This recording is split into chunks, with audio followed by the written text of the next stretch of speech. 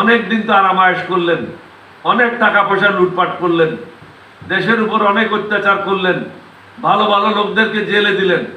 বেগম জিয়া কোনো দোষ না করেও আজকে জেল কাটছে, মানবতার জীবন যাপন করছে। আমি ঈদের দিন ওনাকে দেখতে গিয়েছিলাম। উনি আমাকে দাওয়াত করেছিলেন 29 তারিখ, ঈদের আগের দিন 29শে রমজান। মির্জা ফখরুল সাহেব দাওয়াত করলেন বেগম জিয়ার পক্ষ থেকে। আমি সস্ত্রীক ওই দাওয়াতে গিয়েছিলাম। দাওয়াত মানে খাওয়ার দাওয়াত না, ওনাকে দেখার জন্য। উনি ঠিক মতো কথা বলতে পারেন না, উনি চলাফেরা করতে পারেন না, দুইজন সহকারী লাগে। উনাকে উঠে হাঁটানোর জন্য দুজন লোক লাগে।